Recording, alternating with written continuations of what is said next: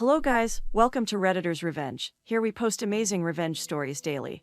And if you want more content like this, please do subscribe to the channel and stay tuned with us. Moving to our today's first story, about how Opus sought vengeance on her daughter, and became the reason for the execution of her neighbor's spoilt youngster, who attacked OP's daughter. Now story. First of all, what happened is a bit wild, and I played my part in what happened at the end. I know what I did was wrong, but I do not regret it. I had to get justice for my daughter after the law failed. I am a 42-year-old woman from India. I live with my husband's family, which is something very common here. My husband is 45 years old, and we had a daughter named Ankita, who was a 21F and mentally unstable. She was born normal, with no mental disability, but she was attacked when she was a teenager. 7 years ago, when my daughter was 14 years old, she started to complain about how the neighbor's son was harassing her. We lived next door to Rahul's family, and he used to play with my nephews a lot. They stopped being friends because of his very rough behavior with other kids. Rahul was 17 years old at the time, and he was always getting into trouble. He was very spoiled because both his parents loved him a lot cause he was a boy. For the son is a big deal, they let him get away with everything. He used to get into fights at school a lot. He was the kind of guy you would not want to be around your kids.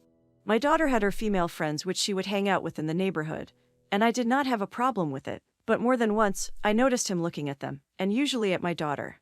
He would make jokes about being in love with my daughter, which no one took seriously. I did not think he would do anything, but I still warned my daughter to be careful and stay away from him. She was young and only cared about school and friends, not boys.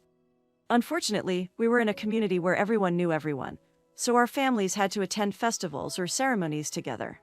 There were also members of our families that got along, so it was not so simple. My daughter told me everything that he did, which I told my husband. He said it was a silly crush and boys will be boys. This was 7 years ago, and people were not so quick to act against people who seemed to be dangerous. My mother-in-law scolded me about how I was stopping Ankita from making friends. She said that Rahul's family was rich so it would be good for her. This type of thinking is what led to what happened that night. I blame myself for not standing up against my family, but I did not have that much power. There was going to be a holy festival at our house in a few days. My mother-in-law asked Ankita to run over next door and invite our neighbors. It was at night, and I did not know that my daughter was next door. I remember that I wanted to ask her something, so then I started looking for her. My husband told me that she was next door, and I had a very bad feeling about it. I got angry with him for letting her go out at night, but he told me to calm down because Rahul's parents were there. But hours passed and my daughter was not coming back, so I was getting scared. My husband went next door, then he told me Rahul's mom said that Ankita had just fallen and Rahul's dad took her to the hospital. So that night, we rushed to the hospital. I started asking Rahul's dad what was going on, and he said that she fell and hit her head. When he got home, he saw Rahul there. I did not believe them, and I told them to leave the hospital. The least they could have done was tell us when it happened. My daughter could have died. I got to see her after they left, and she was not looking good. There were a lot of drips on her and there were also bandages all over her head. It was a good thing that I got to speak to her then because a few hours later, she could not even speak anymore. She told me that when she went to Rahul's house, she knocked, and Rahul was the one who opened the door. His parents were not home but he asked her to stay. Then, he started being strange again and tried to kiss her. So, she slapped him, and they ended up in a fight. The last thing she remembered was that he had hit her on the head with a cricket bat. We had already called the police and she told them what happened again. But I could see that it was getting more difficult for her to remember. She stayed there for days, and my heart broke watching her lose control of her mind. My Nki used to be the cleverest little girl, but she was losing her memory. The doctors said that she had internal brain damage. She could not form clear thoughts or speak properly. The only thing she could do for herself was eating and go to the toilet, but she would still need a bit of help. There was nothing they could do to help her. They also thought that she was also going to be like that for the rest of her life. About a month after the accident, we managed to start with the case against Rahul and his father. Now my whole family believed me when I said that boy was not a good person, but in the past, they thought I was crazy. For months, my husband dealt with the court case, and I took care of our daughter. It was difficult because she was always having mood swings and would act like a baby sometimes. I was very angry at Rahul, and one time that I saw him, I wanted to attack him, but my husband stopped me. Since there was proof that he had been bothering my daughter for months, and the police got the cricket bat he hit her with, I thought that he was going to go to jail. It was not going to help Ankita, but at least he would not hurt another girl. Well, he made bail after a few days, then the case went on for ages. There was so much proof from Ankita's statement, and he also confessed, saying it was a mistake, but the judge said that he was too young to go to jail and gave him a fine. It sounds very crazy, but things like this happen every day. They are rich, so they use their money to make problems disappear. The court said that it was just an accident that happened because kids were fighting. Every time my daughter saw Rahul, she was scared. Her mind was not working well, but she still remembered what he did to her. For the next couple of years, I had to see him grow up and go to school. But when he went to college, we did not see him a lot. She could not even go to school anymore, and she had to stay in the house most of the time. Everyone laughed at her and called her names because of how she acted and looked, and it broke my heart. It was so unfair that Rahul got away with it. My family let it go, but my husband and I were still hurt. She was not able to go to school and have a normal life. I had to stop working so that I could take care of her. About 4 years later, she was getting worse. I had to go with her to the doctor many times in 1 month because she could not breathe sometimes. The damage had also caused some body parts to not work nicely. Her mind was worse than someone who was 2 years old. But now I was used to taking care of her and I knew how to keep her calm. I also took her wherever I went because everyone else in the family was always too busy to take care of her, even though some of them did not work. We had an old family friend who was hosting a function for the whole community, and we were invited. My mother-in-law convinced me to go even though I did not like the idea because Rahul's family was also going to be there. But you can never argue with an Indian mother-in-law. I had to go and help out. During Indian festivals, there is a lot of preparation that goes with it. There is always music, dancing, and lots of food. I did not want Ankita to go and play with the other kids. I just got scared because some of them were not nice to her and she would end up crying. So I kept her in a room close to the kitchen. I was there with the neighbor's wife, and I was making puri and some vegetables. I checked up on her a few times, then when the food was ready, I brought it to her. I told Ankita to wait for a while and I would be back. I had already prepared food for her, but I was going to be the one who was going to feed her. I was gone for a couple of minutes, but when I came back, I saw a few people standing outside the room. It was 1 a.m. and during summer and most people were already going home. There was a lot of talking and all I could hear was Ankita's name. It is so difficult to think about what happened again. I saw my sweet daughter lying on the floor and unconscious. One of the helpers was checking her breathing. Someone called the ambulance, but everyone was trying to get me to not be close to Ankita. I did not understand what was happening because when I left, she was fine. While the police and ambulance were on the way, the helper explained that she saw Rahul entering the room and then leaving minutes later. They thought it was an accident, but I knew he wanted to hurt her again. He had been gone for the last couple of years because he was in college. I did not know that he was going to be there. If I knew, I was never going to take my daughter with me. When the ambulance came, they said that she was dead. We knew she choked on the food because we saw it, but the police did not. The last person to see her was Rahul, but no one could find him. I did not see Rahul going into the kitchen or coming out, but I said that I did anyways. I said that he was always stalking my daughter and would not leave her alone. This meant that the investigation was no longer about an accident, it was a murder. I said anything I could to get him in trouble, and so did my husband. But some of the things I said were not 100% true. They found Rahul after looking for him for a long time. He said that he came into the room to look for something when he saw her. He just talked to her for a little bit, and then she started choking.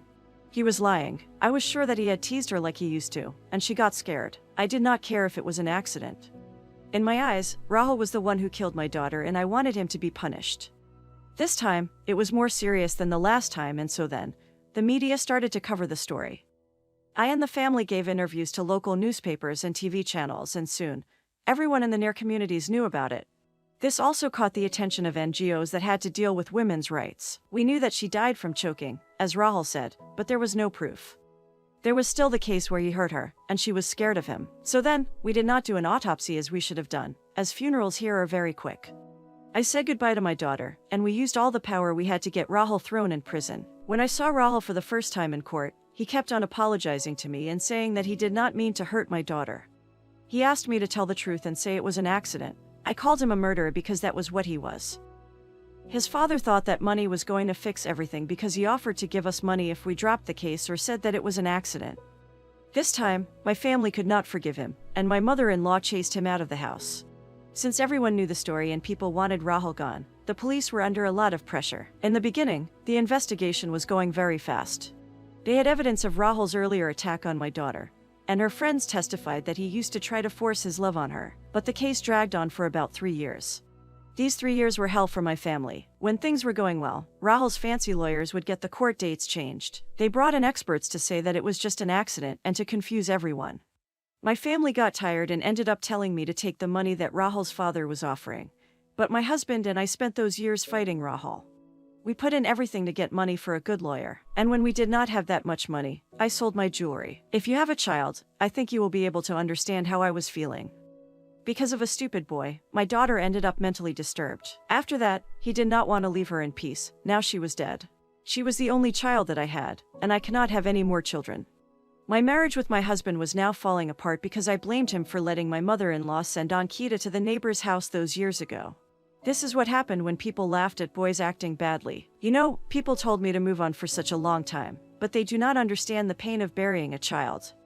The most important person was the helper. She said that she saw Rahul entering the room and then he was laughing a lot and she was screaming. She saw my daughter choking on the food and got it out. But in court, she slightly changed her statement and said that he choked her because when she went into the room, she was already dead. She was only trying to help us because she knew what happened a long time ago.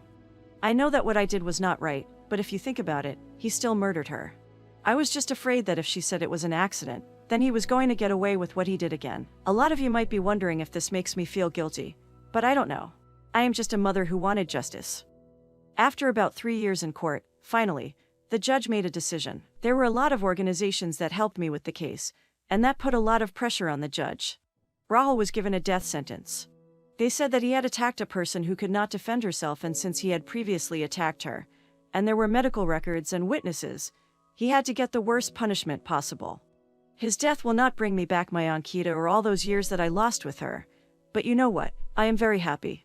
He does not deserve to walk on this earth, he is a danger to everyone, and he needs to be gone. In my eyes, he is the devil who ruined my family. Do you know what makes it worse? The fact that he apologized and said that he loved my Anki. I do not want to hear her name come out of his filthy mouth ever again. My Anki will never be a nurse like she wanted to be. She will never get married or have kids because of him. His father did not take the news very well. Even before the sentencing, he asked me to change my mind because he did not want to lose his son. I think that he should have gotten the death penalty with his son. When his son nearly killed my daughter the first time, he did not let the law do its job. He covered for him, and he has been covering for his son since then. It is a few hours until they hang Rahul, and I cannot keep still. I had to tell someone about what happened, and of course, I changed the names. I could not protect my Ankita all those years ago, but now I will watch as her murderer dies, and his father will feel the pain of losing a child. Maybe that will bring me peace. I am in her room right now, which has not changed since the day she died, and I feel like she is with me today. Say what you will about this, but this is my confession to the part I had to play. Now finally, Ankita will get justice for her death. I have an update for you guys, but before moving to the update, please hit the like button and do subscribe to the channel to support us, and stay tuned with us for more awesome stories. Now here is the update. So, I was right about Rahul's father being the reason why this all happened. What I am about to tell you happened in the 2 years after Rahul's execution. They tried to appeal the court's decision, but it was no use. The law said that he was a dangerous person. The NGOs for women and disabled people were striking for him not to get a light sentence. I did not go out of the house much, because I did not want to see them. Rahul's dad blamed my family for his son's death. He said that we were jealous because of how their family was successful, and that his son loved my daughter. Rahul used to be one of those boys who troubled innocent girls, but then people would not say anything because of who his father was. I did not know if I was happy or sad when he died. I was there, I saw him die, and then I went home. His parents came to my house to cause a scene. My husband got them to leave, then filed a restraining order, but we still lived next door to them. We stayed away from each other, because every time we met, there would be trouble.